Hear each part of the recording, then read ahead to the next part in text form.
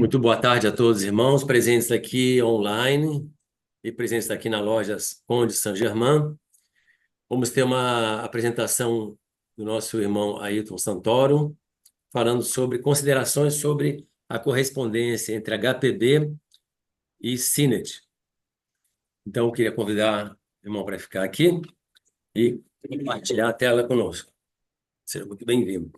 Obrigado.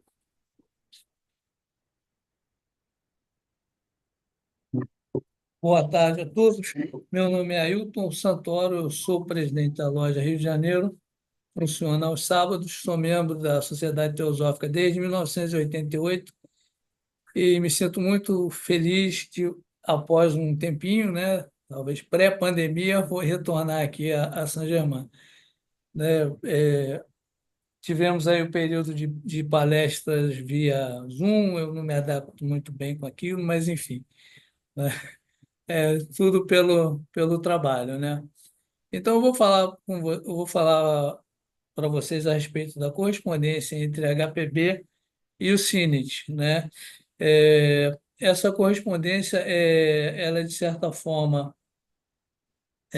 bastante reveladora no sentido em que ela traz para nós o pano de fundo, digamos assim, do trabalho teosófico, do lado mais humano, em termos de discussões sobre como, de que forma o trabalho seria realizado, como houve problemas de relacionamento humano, né, com relação às ordens recebidas dos Mahatmas, a aceitação ou não das sugestões oferecidas por eles, da aceitação ou não de ensinamentos.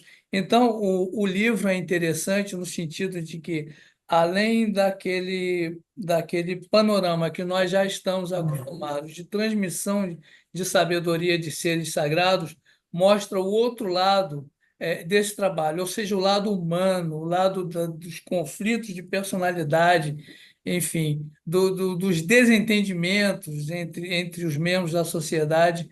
É muito rico e nos ajuda muito a compreender de fato o que foi o trabalho da Sociedade Teosófica na sua dimensão humana, aproxima de nós, né?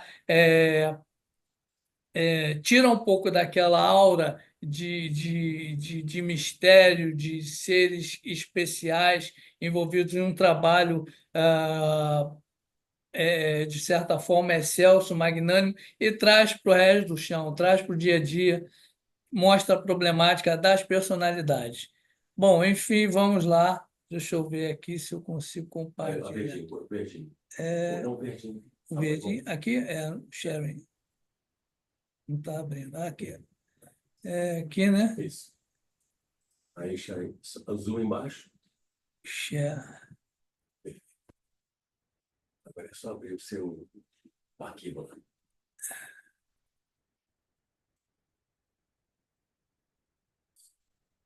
Pronto. Então vamos em frente. Se você quiser, vai lá na janelinha da imagem. Hã? E se você clica aqui em cima para minimizar. A minimizar. Para cima, lá no para cima. Certo. É isso. Pronto. Então aqui nós temos a foto, né, de nós bastante conhecida de ambos.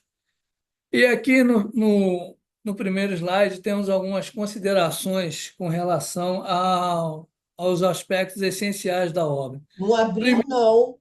Não abriu, não. Para mim, eu não estou vendo. Para mim está aqui dizendo que está Compartilhando. compartilhando. Espera aí. Vamos ver se agora vai.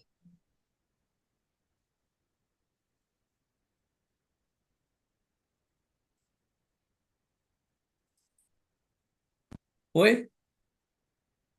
Não, não estou vendo, não. Aí isso quer dizer que não está sendo gravado, é, a imagem não está gravando.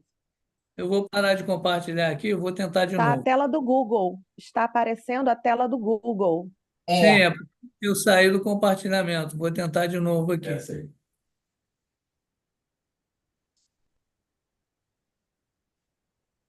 E agora?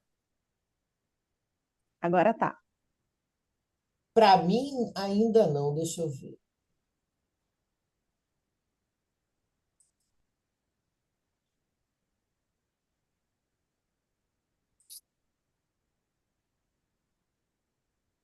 Para mim está aparecendo. Regina, para mim está aparecendo normalmente. Agora tá. Para mim tá. Então, o primeiro aspecto que chama atenção nas cartas é que as cartas dos Cines, do Cines para HPB, elas estão ausentes, ou seja, nós não sabemos o conteúdo das cartas, nós não sabemos o que ele pergunta, nós só temos a resposta dela para ele, né? Então, isso é o primeiro dado a se notar. Então, aqui, como eu já disse, nós temos a revelação dos trabalhos de bastidores da Sociedade Teosófica, né? Tem uma coisa que é muito importante ressaltar, que é o seguinte: muitas vezes os estudantes se perguntam, com relação ao trabalho, se o trabalho da Sociedade Teosófica, se a transmissão do ensinamento da teosofia, ela adiantou alguma coisa em termos de auxílio na evolução humana, né? Dada a natureza do ensinamento. É um ensinamento espiritual avançadíssimo, que exige muito de cada um dos interessados. Enfim, e no final das contas, apesar de passado mais de um século, né, a humanidade, em termos práticos, em termos de realização do que foi ensinado, pouco avançou, né? Então, fica a pergunta: será que houve falha, os Mahatmas falharam, a HPB falhou na transmissão do ensinamento, né? Bom, isso nós não sabemos, porque existe um detalhe que é interessante. Na doutrina secreta, a HPB fala de um adepto que ele está consciente desde a terceira raça raiz. Não é uma hierarquia, não é um conjunto de seres, é um adepto, é um ser. E ela chama esse ser de a grande árvore Banyan, a grande figueira de Bengala. E ela afirma que é a partir desse ser que todo o processo de conhecimento, de sabedoria da hierarquia foi estabelecido. Então, ora, eu tenho a impressão de que a ordem de fundar a Sociedade Teosófica veio deste ser. E é claro que este ser estava perfeitamente consciente das limitações cognitivas da humanidade nesse momento específico do tempo, nesse momento específico da evolução humana. Então, ele, mais do que ninguém, sabe das limitações, dos erros, dos prováveis erros nos quais a humanidade incorreria. Então, eu acho que há um propósito muito maior no trabalho da Sociedade Teosófica que ainda não foi alcançado, mas que, de alguma maneira, naquela época, foram lançadas as sementes para um trabalho futuro, né? Então, feito essa ressalva, né, mostra aqui os eventos ligados ao causal Coulomb e aos relatórios da Sociedade Psíquica, de Pesquisas Psíquicas, ou seja, os ataques de HPB, a pessoa dela, como sendo uma falsificadora. Ela foi acusada de espionagem, então esse aspecto é levantado nas cartas também.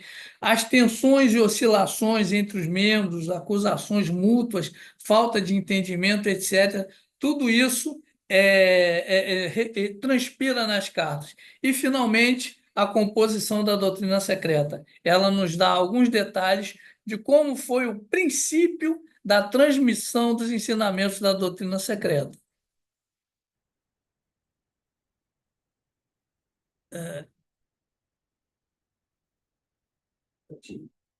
Cadê? Perdidão. Certinho. Está passando. Peraí. Aqui, essa carta número 2, ela tem um adendo do Mahatma chamando a atenção do Sinet. O Sinet foi um dos correspondentes da HPB, né? Foi Aliás, eu confundi com Hilme, mas o Cínit foi o correspondente ao qual o Mahatma dirige uma advertência. Por quê? Havia um plano na cabeça do Hilme, que era o outro inglês, né, de ir atrás dos Mahatmas com digamos assim, um destacamento militar. E ele estava trabalhando para conseguir, junto ao governo inglês, essa permissão de entrar no Tibete com soldados para irem atrás do Mahatma. Então, o Mahatma diz para ele: olha, tira essa ideia da cabeça do Hilme, né? Ele vai procurar por nós e não vai nos encontrar. Ele vai passar perigos porque quem nós queremos que nos encontre vai nos encontrar. E quem nós não queremos não nos encontra de jeito nenhum. Mesmo que venha com um exército de pelins. Pelins são estrangeiros, em tibetano, né? E ele faz uma ressalva que se houvesse a tentativa de fazer essa, entre aspas, invasão, a correspondência acabaria, né? Ele diz aqui: a sua ideia de Hilme de pedir permissão ao governo para ir ao Tibete é ridícula. Ele encontrará perigos a cada passo e não ouvirá as mais remotas notícias sobre nós, nem sobre o nosso paradeiro. Ontem à noite foi enviada uma carta para ele, pessoalmente, com essa advertência, bem como para a senhora Gordon. Os Chouhans o proibiram, ele está proibido de tentar fazer essa incursão. Vós estáis avisado, amigo, haja de acordo.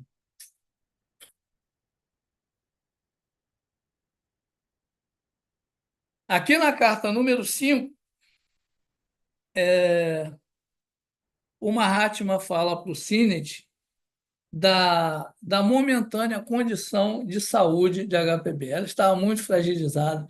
Ela, no Punjab, que é um estado da Índia, ela pegou uma febre muito grave, né? E nesse momento aqui, ela fazia acusações ao Mahatma. Ela estava tão sofrida, ela estava tão isolada, ela estava tão magoada por conta de várias situações das acusações de fraude, de falsificação das cartas, de todo aquele ambiente mental de perseguição, que ela desconfiava mesmo do Mahatma. Ela dizia que ele estava tirando cartas de dentro de envelopes, cartas que eram endereçadas a ela, mas que ele estaria invadindo a privacidade dela. Então ele diz aqui: o espírito é forte, mas a carne é fraca, às vezes tão fraca que até domina o espírito forte que conhece toda a verdade. E agora, tendo quase se livrado do seu controle, ou seja, do autocontrole, este pobre corpo delira. Já que, ele fala aqui, já que eu não estou acima de qualquer suspeita do seu ponto de vista, ou seja, ela estava achando que ele estava violando a correspondência dela com o Cínit. Dificilmente vós podeis ser muito indulgentes ou tomar muitas precauções até que essa perigosa crise nervosa passe. Então, ela estava tão nervosa, tão desequilibrada, que naquele momento ela não podia ser usada como veículo de transmissão de sabedoria. É isso que o Mahatma está dizendo para o Cínit aqui. Eu lamento dizer que agora só posso usá-la em ocasiões muito raras e com as maiores precauções. A carta do Sr. Hilme para ela, uma carta cheia de suspeitas e insultos benevolentes, provou ser a gota que transbordou o vaso. Então, apesar dela conhecer os Mahatmas, apesar dela conhecer o trabalho deles, conhecê-los pessoalmente, ela estava tão abalada que ela, naquele momento, não servia como instrumento de transmissão de sabedoria. Então, vejam, mesmo ela passava pelos mesmos percalços que nós passamos enquanto seres humanos. Ela não estava livre de sofrimentos, de angústias, de irritação, nada disso. Tá? Aqui tem na carta 8 tem um detalhe interessante que aproxima mais os Mahatmas de nós. Houve um acidente com o Divalkut. Divalkut na época, era discípulo do Mahatma Kutumi, e houve uma situação em que o Mahatma não estava, ele estava numa casa, o Mahatma não estava perto dele, portanto, não havia proteção magnética, e ele foi atingido por uma descarga de um mago negro, de um Dugpa, né? E ele cai num despenhadeiro, tinha quase 90 metros, e ele quebra as pernas, né? Então ele diz aqui, o pobre deserdado, ele era chamado de deserdado porque o pai dele o deserdou, né, já que ele preferiu os Mahatmas à família, então o pai deserdou. Então ele era chamado na hierarquia de deserdado. Ele caiu no chão e quase quebrou as duas pernas. Se não fosse por outro Shela que estava com ele, que teve tempo e presença de espírito de fazer o que era preciso para deter a sua queda, ele teria se despedaçado num abismo de 2.800 pés, que equivale a aproximadamente 85 metros. Moria diz que foi um diabólico gorro vermelho quem fez isso, que pegou o garoto descuidado por um instante e se aproveitou claramente no momento, que ele vagueou por semanas ao redor da casa, onde agora não há adeptos, mas apenas 3 chelas e uma mulher. Então, o tal mago lá se aproveitou de um momento de descuido e fez essa descarga de energia que quase provocou um acidente seríssimo com o Tchela, né? Mas é uma prova de que até mesmo um Tchela do primeiro grau pode estar desprevenido algumas vezes e que poderão ocorrer acidentes mesmo nas famílias mais bem supervisionadas. Então, vejam, às vezes, diferentemente do que nós possamos pensar, eles não estão isentos de percalços, de acidentes, né? O que aproxima, né? O que torna mais humanos e não tão seres inatingíveis, intocáveis, né? Pelos percalços do karma, né? Aqui, nessa carta, tem algumas passagens em que a HPB reclama do desrespeito para com o nome dos mestres. E, em alguns momentos, ela se culpa por ter trazido até o Ocidente o nome deles, né? Então, ela diz aqui, eu me recuso a convertê-los à custa do pouco respeito próprio e dignidade que o meu dever para com aqueles que estão acima de mim e para com a causa que me deixaram. Aqui a conversão, eu coloquei até uma notinha, porque o Sinet tinha uma fixação com fenômenos. Então, ele achava que muito mais do que um compromisso ético, um compromisso com a verdade, os fenômenos é que seriam a salvação da sociedade teosófica. Se ele conseguisse mostrar ao mundo que a realidade dos fenômenos psíquicos dos quais os Mahatmas eram os responsáveis e que a HPB, durante um certo tempo, foi a propagadora, não, aquilo aqui seria a salvação da sociedade teosófica. Só os fenômenos dariam credibilidade científica à sociedade teosófica e tudo aquilo que a sociedade coloca como sendo seus postulados, etc. E os Mahatmas se recusaram terminantemente. Então, prefiro não convertê-los sempre que os nomes dos irmãos se misturarem a um fenômeno. Aí ela adianta aqui, atualmente as pessoas chamam os seus cães e gatos com o nome de Kutumi, e a querida velhinha tornaram-se os irmãos do Himalaia. Ela era a caricatura de uma empregada doméstica. Agora, nem a querida velha senhora por si só, nem Kutumi e Moria, eles, menos que nada, se importam com essa zombaria diabólica.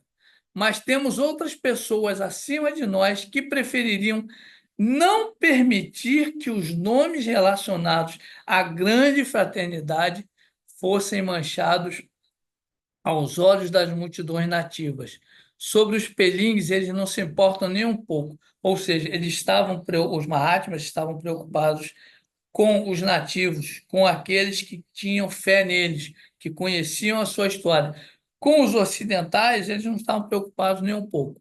Eles são ocidentais? Pelim são estrangeiros, digamos assim. Então, ela aqui ela coloca essa mágoa de vilipêndio em cima dos nomes sagrados, né? É que ela continua na mesma carta. Ela diz assim: vos quero pessoalmente pelo que fizeste por mim, e eu respeito pela sua atitude firme, destemida e independente na luta pelos irmãos e pela sociedade.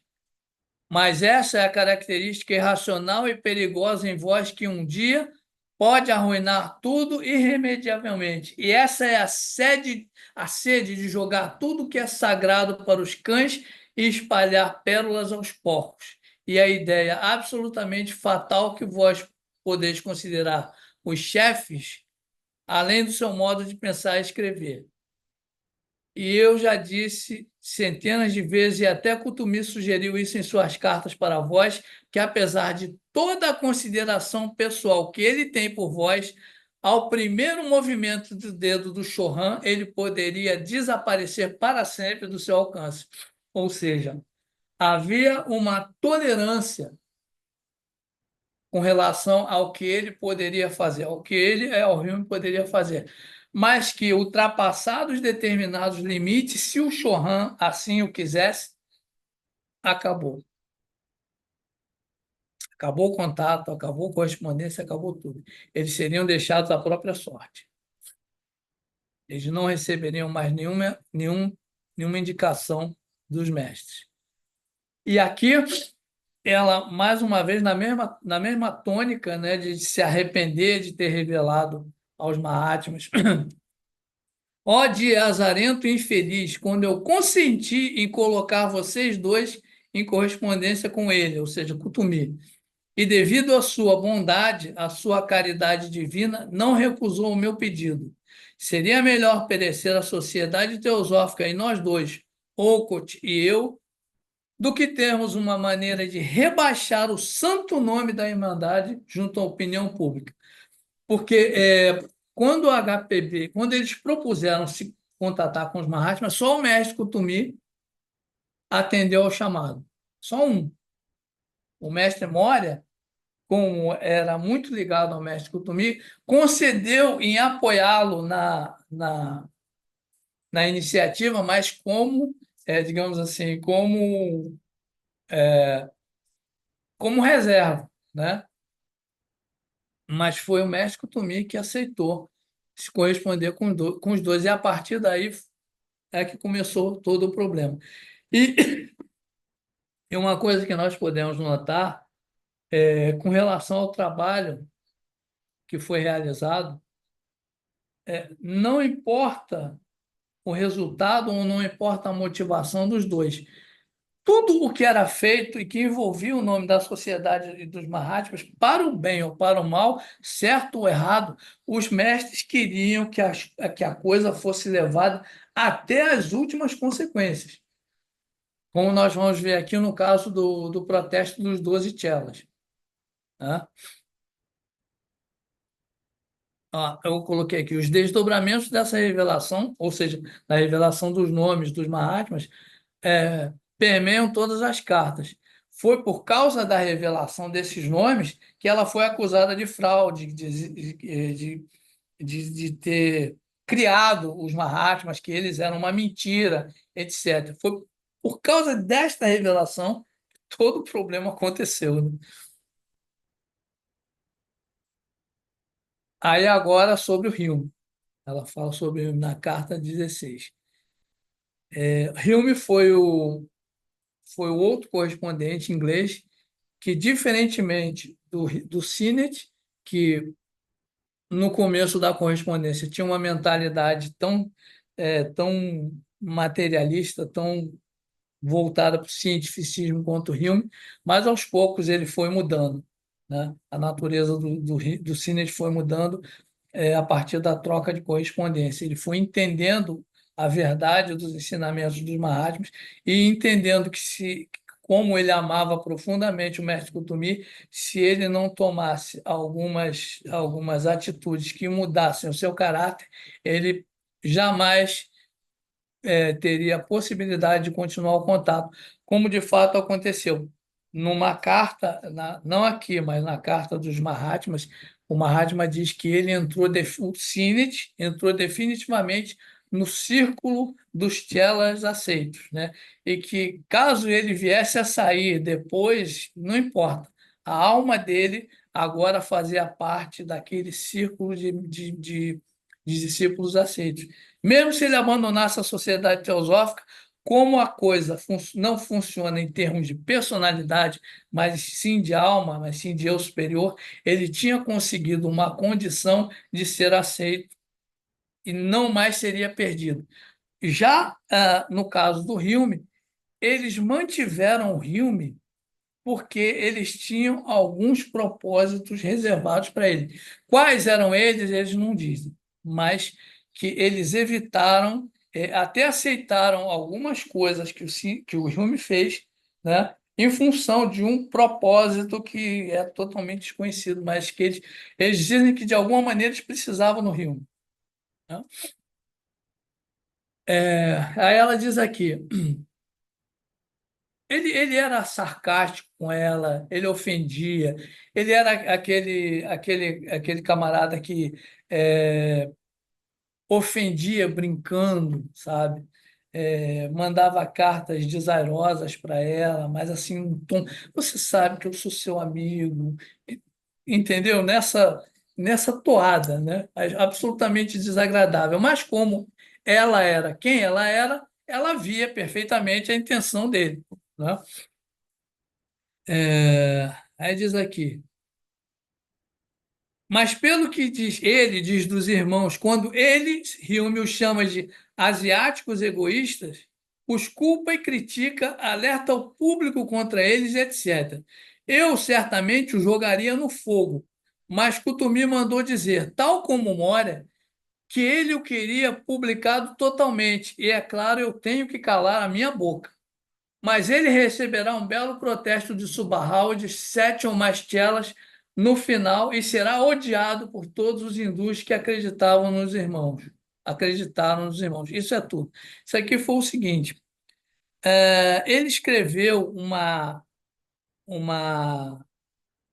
um artigo dizendo que os Mahatmas eram, em termos de de ensinamento oculto, eles eram absolutamente incompetentes, que eles, na verdade, não sabiam nada e que eles falseavam o ensinamento, oferecendo migalhas aos poucos, né?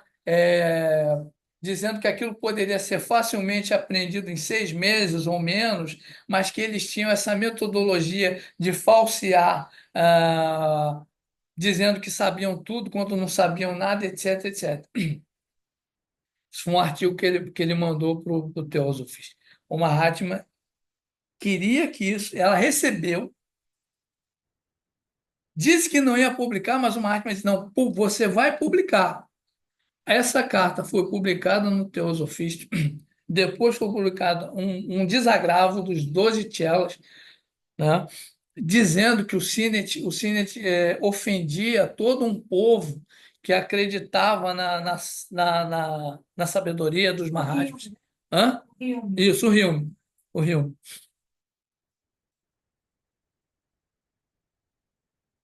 Aí diz aqui, os irmãos não se importam nem com o estalar dos seus dedos, com o que ele pensa deles, e suspeito que a sua carta enviada para publicação seja um grande alívio para eles, em certo sentido.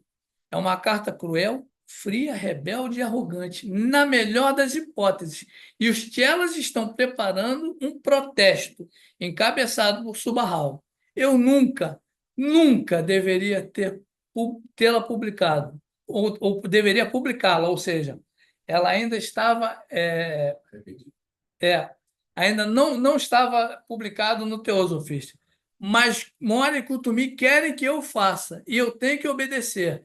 Essa carta é uma resposta magnífica à pergunta sempre recorrente: Por que os irmãos não acodem mais os europeus?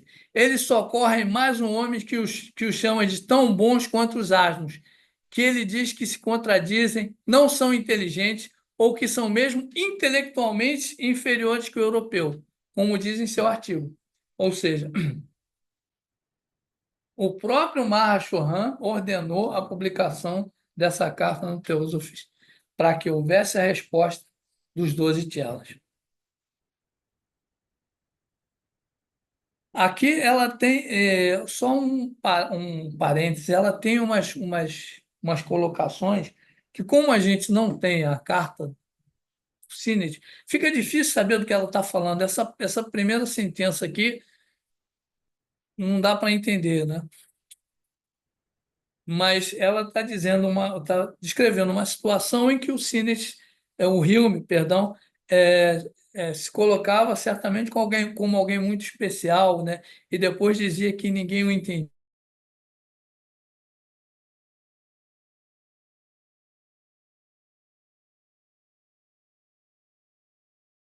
Para dizer isso e acutumir, porque ele mesmo não escreve. E ele chama os irmãos e Kutumi egoístas. Ele chamou de egoísta na carta para o Teosofis.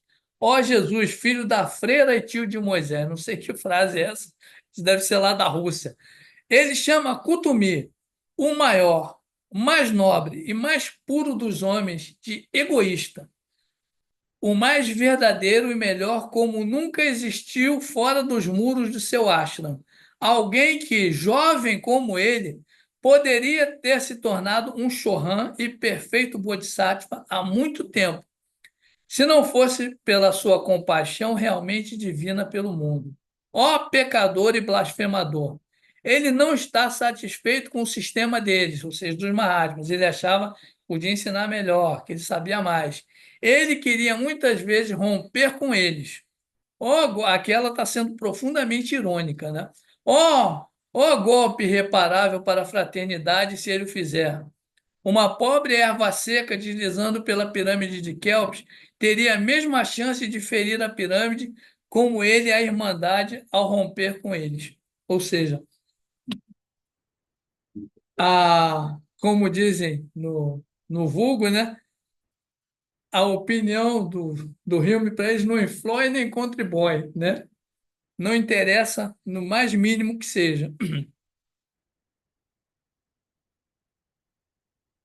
Aqui ela dá mais detalhes sobre o Sinet, caramba, sobre o Hilme, desculpa. Porque ele tinha, nessa época, ele tinha se unido a um guru, e o guru estava fazendo com que ele acreditasse lá, através dos exercícios de pranayama e de respiração e não sei o que mais, que ele era um discípulo aceito, alguém muito especial, né? Então, ele se confunde com a crença insana de que irá rapidamente se tornar um adepto e vê as visões e acredita que são revelações, ou seja, ele estava se desenvolvendo, talvez de alguma forma, CIDs inferiores, ou estava tendo umas visões e achando que eram realidade, enfim. Mas ele não é dedicado o suficiente para compreender que Kutumi será educado e gentil até o final. Aí aqui é a HPB queria escrever uma carta para ele, mas o Mahatma disse que ela tinha que ser gentil com ele. Aí mandou ela florear a carta. Ela queria mandar um telegrama dizendo a verdade. Ele falou assim: olha, uma carta tola enviada contra o meu conselho, né? O Mahatma deu uma floreada. Vós deveis perdoar a paixão de uma mulher velha e muito, muito doente. Ou seja, em nome dessa utilidade que a gente não sabe, né, que o Rio tinha para eles, ele deu uma suavizada na ira da HPB contra ele, ela mandou uma carta desaforada, aí ele mandou um telegrama: olha, deixa para lá, ela está doente, ela é velha, não sei o que, não sei o que lá. Então deu uma contornada na situação, né? Aqui, um dos poucos momentos em que a HPB demonstra felicidade, né? Foi quando ela foi lá no Siquim e encontrou com eles. Até que horas eu tenho aqui? 3h30? Hã? 3h30, tá bom? Não, Tem um horário de almoço. não, eu tenho 1 hora. Então, Eu posso até depois, se vocês quiserem, continuar, vou voltar. o que é o Siquim mesmo? Hã? O que é o Siquim? Siquim é um país que acho que fica entre o Tibete e o Butão, né? Acho que é Nepal, Butão e Siquim, assim, os 3 paizinhos em sequência ali entre a Índia e a China, né? Na Grande Cordilheira. Aí ela está dizendo que foi incógnita, né? Na maioria das vezes ela ia incógnita. Eu nunca teria permissão para entrar sem ser molestada e não teria visto Mória e Cutumi em seus corpos. Senhor, eu estaria morta a essa altura. Ó, benditos, benditos 2 dias. Era como nos velhos tempos em que o urso me visitou. Não sei o que isso quer dizer. O mesmo tipo de cabana de madeira, aí faz uma descrição, né? Uma caixa dividida em 3 compartimentos para quartos, erguida numa selva em 4 pernas de pelicano. Os mesmos tchelas amarelos, ou seja, todos orientais, né? Deslizando silenciosamente, o mesmo eterno som glu-glu-glu do inextinguível cachimbo xelum do meu mestre, do meu chefe. A velha e doce voz do seu Cutumi, cuja voz ainda é mais doce e com o rosto ainda mais fino e transparente. A mesma enturragem com acessórios, as peles, os travesseiros de rabo de iaque e pratos, etc. Ou seja, ela algumas vezes ela foi visitá-los pessoalmente, ela enganava todo mundo, né? Alguns há uma carta naquele livro das cartas dos mestres de sabedoria, foi editado pelo Jinayadasa, em que conta a história do Rama Sommier, que era também discípulo do mestre dela, e que foi mandado ir ao Tibete. Então, ele corre perigo de vida, né? Mas chegou até lá, né? E se jogou aos pés do Mahatma dele. É muito bonita a carta e, e era um momento de felicidade, um dos poucos momentos de felicidade para ela, quando ela estava junto do seu mestre, né? Ela diz, pela descrição aqui, era um ambiente muito simples, né? Mas que deveria ter uma atmosfera absolutamente inebriante de amor, de paz, né? De sabedoria, e que ela aproveitava sempre que podia, né? Sempre que ela tinha permissão, ela ia, não sem antes enganar todo mundo, né? Ela entrava num trem, saía no outro, aí todo mundo ia para lá, ela ia para cá, né? Enfim, era sempre um prazer para ela. Aqui, um dos defeitos mais marcantes do Sinet, apesar do progresso que ele fez na senda do ocultismo, era o resquício da cultura da época, né, do pensamento inglês, de julgar as pessoas simplesmente pelas aparências e pelo status social, né? E ela vem falando aqui numa certa senhora Parker. Eu a conheço há quase 8 anos. Ela é uma entusiasta, uma lunática em muitas coisas, mas não há nenhuma mulher melhor, sincera, verdadeira e honesta que já tenha respirado num corpo irlandês. Ela é uma verdadeira teósofa, altruísta e pronta para doar a sua última roupa para benefícios dos outros. Não é muito culta, olha o problema aí. Fibra grossa, como vós a chamais. Talvez seja assim, mas não mais do que eu. E embora a senhora K, a senhora Kingsford, tenha nos abandonado para se tornar uma católica romana, ainda assim ela é a melhor teósofa que Londres já teve. Estás sempre julgando as aparências. A história com Bennett, Bannon, Scott e alguns outros, de novo. Tem um detalhe interessante sobre esse primeiro nome, Bennett. Bennett era um americano que foi até a Índia e que o Sinet foi, o Mahatma ordenou a ele que fosse estar com o Bennett, que fosse receber o Bennett. E o Sinnett só notou que o Bennett falava palavrão, que era sujo e que não se comportava direito. Ele falou assim: você não está vendo, você não tem condição de ver quem é esse homem e o bem que ele pode fazer no movimento. E, de fato, o Bennett, no final da vida, ele se tornou membro da Sociedade Teosófica, mas ele fez um trabalho muito grande nos Estados Unidos com relação a libertar o pensamento daquela ortodoxia religiosa excessiva que os americanos possuíam na época. Mas ele julgava pelas aparências, sempre julgou pelas aparências. Ó, senhor Sinnett, quão pouco profunda é a vossa visão teosófica. O senhor Brown não poderia fazer melhor e nada mais digno do que tomá-la sob a sua proteção. Eu o respeito por isso. Ele fez amizade com a pobre mulher que deu tudo o que tinha. Tornou-se uma mendiga para salvar de fome os seus compatriotas pobres na América. Ele era gentil com ela, enquanto outros eram duros e frios com ela em Londres. Vós mesmo e o Wilde, que fez tudo o que pôde para colocá-la contra a teosofia e contra nós, etc, etc, etc. Não mesmo. O que muitas vezes vos ofende, nem sempre me ofende, e por uma boa razão. Então, ela tinha essa capacidade de perceber a bondade, a adequação ao trabalho das pessoas que, embora parecessem grosseiras à primeira vista ou inadequadas a uma análise superficial, mas ela conseguia enxergar o coração e a verdadeira intenção dessas pessoas. Aqui é uma página belíssima, um negócio magnífico sobre o Oco, e que pouca gente sabe, né?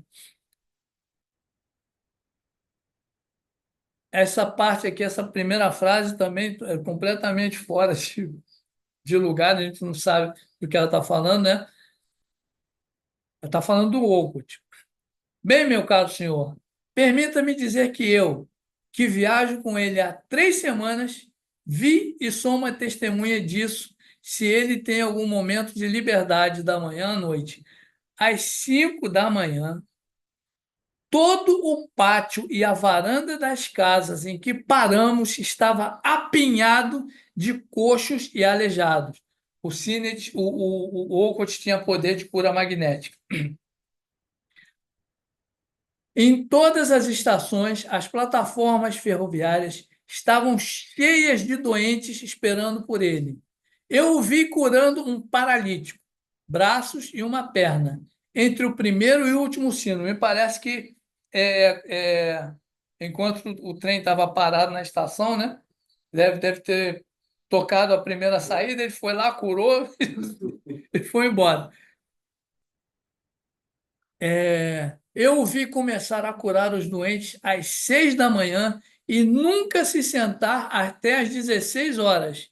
E ao parar para comer um prato de sopa de legumes, deixá-lo para curar uma mulher possuída e o seu prato de sopa permanecer inacabado até às 19 horas. Depois ele sentava-se e ditava ao seu secretário até às 2 da manhã, tendo apenas 3 ou 4 horas de sono, etc, etc.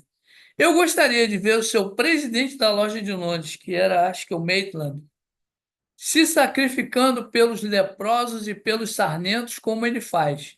Ficaria feliz em encontrar um membro em sua loja de Londres fazendo 1/4 do trabalho não remunerado realizado por Damodar ou Baló e Babu.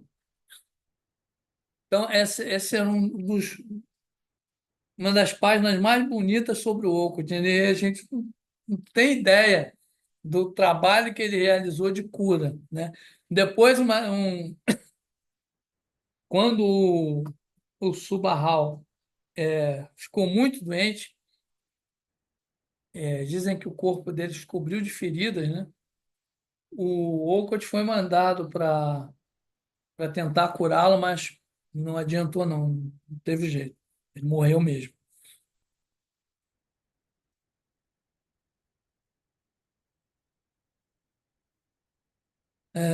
Cadê aqui? Tenho quase a certeza de que vós me chamareis de tola e idiota em vossa conversa de alma. Quer dizer, lá imaginando, né, meditando. Bem-vindo, quer dizer, pode chamar. Mas agora vós sabeis pelo menos o que eu penso disso tudo. Da minha amizade e gratidão por vós e pelo que fizeste, não podeis duvidar. Mas eu me consideraria a criatura mais malvada a ler como rebaixais o pobre Olcott, de cujos sapatos nenhum dos vossos teosofistas mais cultos é digno de desatar o nó. É como dizia São João Batista, né? Vem aí aquele de quem eu não sou digno de desatar as sandálias. É mais ou menos a mesma coisa.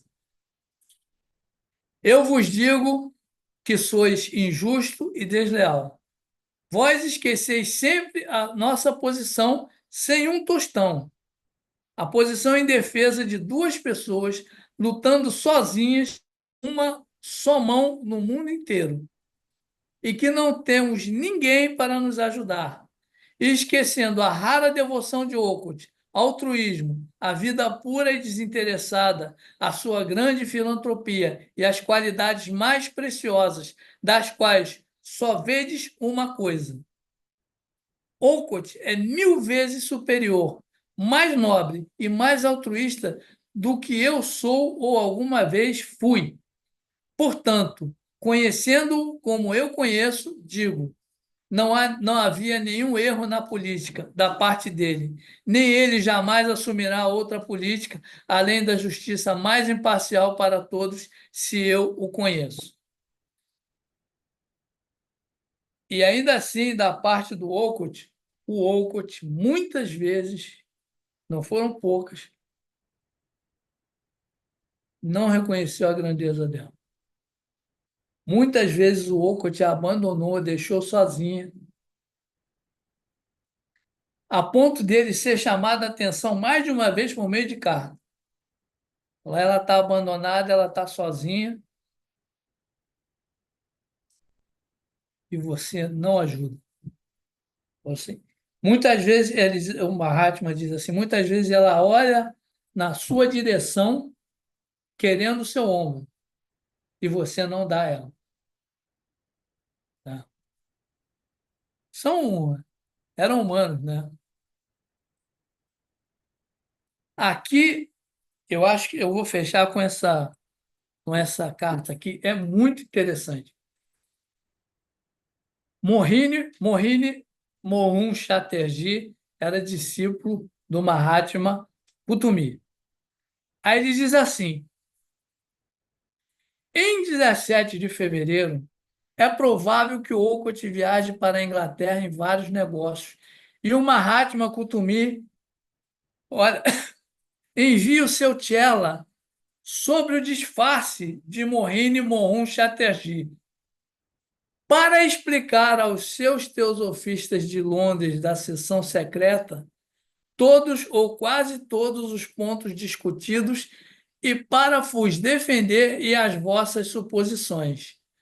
É melhor mostrardes a Mohini todas as cartas do mestre de caráter não particular, disse o senhor meu chefe, de forma que, ao conhecer todos os assuntos sobre os quais ele lhe escreveu, ele possa defender a vossa posição com mais eficácia, o que vós mesmos não podeis fazer, não sendo um tchela regular.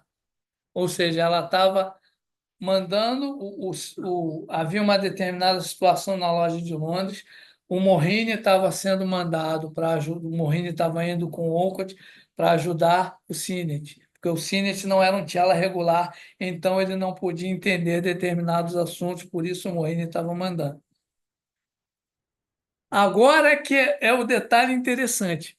Não cometa o erro, meu querido chefe, de tomar o Mohini que conheceis até errei aqui na digitação, pelo Morrini que virá. Há mais de uma ilusão nesse mundo de que nem vós, nem o seu amigo e crítico Maitland estão cientes.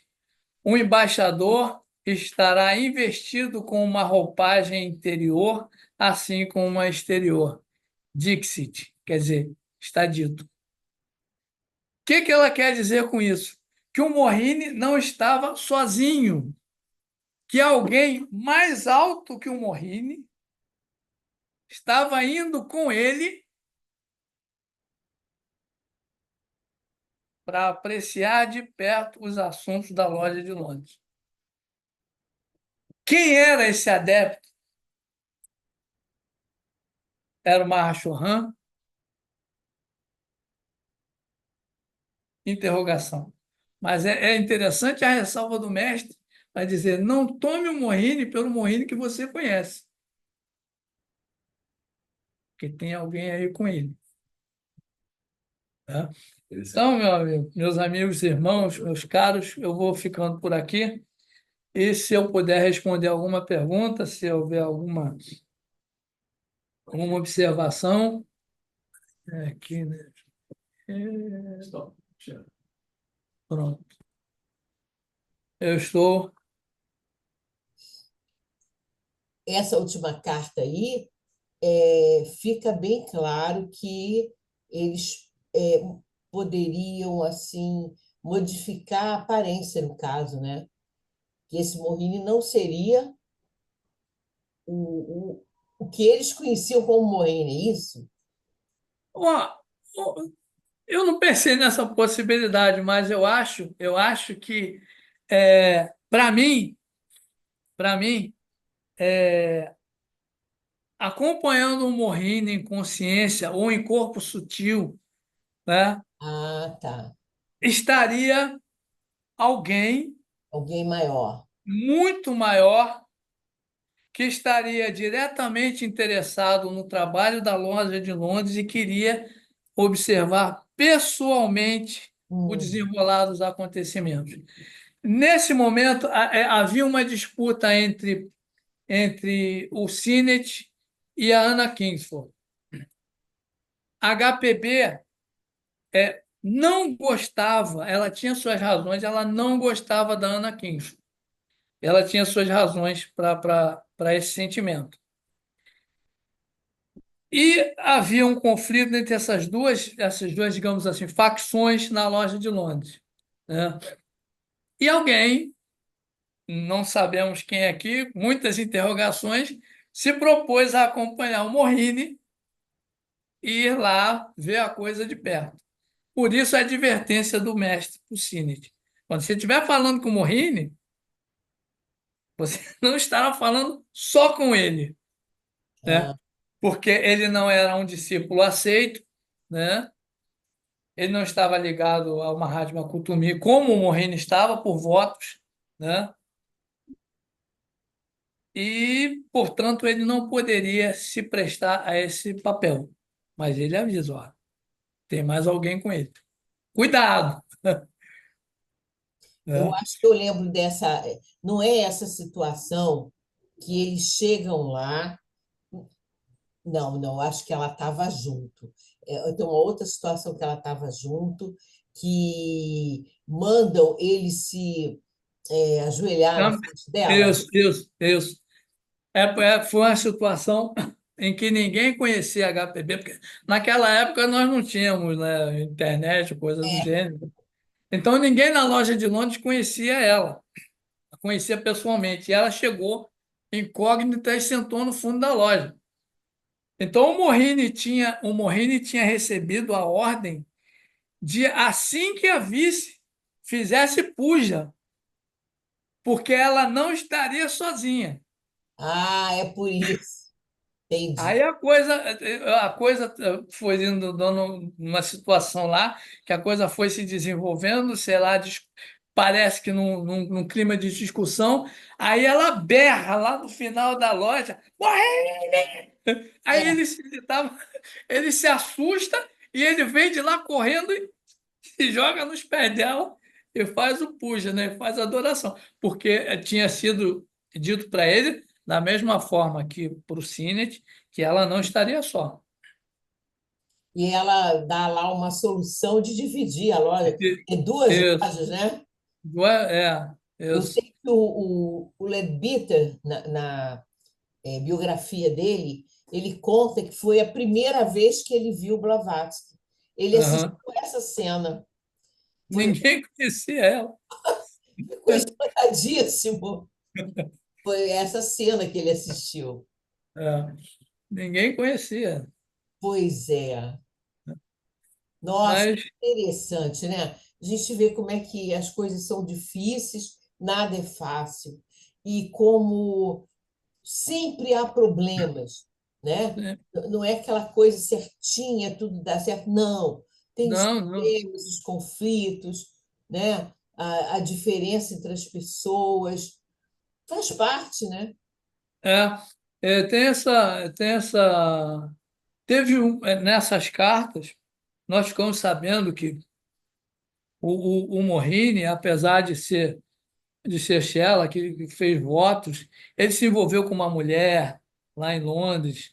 O, teve um outro discípulo que ele estava sob a dominação de Dugpas. Ele se desencaminhou completamente. Então, são várias situações, né, que é, é, para nós que somos estudantes, que já estamos há 150 anos distantes dessa época, isso traz para nós uma proximidade com relação às personalidades das pessoas, né? Às vezes nós enfrentamos tantos problemas para tentar, de alguma maneira, corporificar o ideal teosófico, né? E nós achamos que talvez eles tivessem sido mais bem aquinhoados pelo karma. Se eu tivesse lá, eu também. Né? Mas de jeito nenhum, né? Cada um, cada, E cada, essa cada coisa época tem as suas, a né? influência também dos Dugpas de assim perturbarem, né? Que nem o outro que poderia ter caído daquela altura, né? Estranha Coitado, isso. poderia até ter morrido, né? O mestre de Valku, que hoje é o mestre, né? Aquela época É, era a Shela, né? a proteção. Teve uma carta do Mahatma Kutumi, do Mahatma Moria, quando o Mahatma Kutumi estava retirado, estava em retiro, que ele diz que o Hume não suportava o mestre Moria, né? Ele até aturava o mestre Kutumi, mas o mestre Moria ele não suportava de jeito nenhum. No entanto, o mestre colocou uma proteção magnética na casa lá em Simla, na casa do Hilme, porque havia pessoas querendo invadir e fazer maldade com a família dele. E ele fica sabendo disso. O Mahatma Kutumi fala para ele: embora você não goste do meu irmão, ele protege a sua família. Então, a falta dessa proteção, né, como tinha dois chelas e uma mulher, né, dessa proteção magnética, propiciou lá ao feiticeiro lá essa oportunidade. E o Marcelo Luz diz que os feiticeiros, costumam deixar objetos magnetizados negativamente, como peças de roupa, para que essas coisas aconteçam, esses acidentes venham a termo, né? Então, ali é bem interessante porque mostra a fragilidade humana, mesmo desses seres ligados à hierarquia, né? Desses homens e mulheres ligados à hierarquia. É, as coisas devem ter um limite, né? É, os próprios mestres eles devem ter um limite de ação, vamos dizer assim, a Sim, favor de A, B, C, D, dependendo da sim. situação, né? Aham, sim. Muito interessante, muito mesmo. Pesquisa muito boa que você fez aí, Hilton. Valeu. Você é um guerreiro Obrigado. idoso. Eu acredito que você aqui no Rio de Janeiro seja a pessoa mais estudiosa, que mais entende das cartas, da doutrina secreta. Disparado. Bondade sua, Regina. Muito Bondade. bom, muito bom. Obrigada mesmo. E espero que você volte uma outra vez para trazer Obrigado. mais essas coisas para nós. Eu agradeço a oportunidade que a Saint-Germain mais uma vez me deu de expor o trabalho, né? Uma pequena contribuição, né? Troca de ideias, digamos assim. Muito bom. Então, muito obrigado. Obrigado. Eu vou precisar me retirar, que eu estou em hora de almoço. A minha hora de A almoço. gente entende. Tá bom? Obrigada mesmo. Obrigado. Antônio, você quer falar alguma coisa para eu Obrigado. encerrar a gravação? Vou pegar aqui o meu pendrive. Tchau, gente. Tchau. Tchau, tchau. Obrigado. Tchau. Tchau, tchau. Opa, você está aí, estava falando com você. Sei lá. Tchau, tchau. Tchau, boa tarde. Regina, você encerrou a gravação já? Não, vou encerrar. Posso encerrar, né? Eu acho que agora já dá.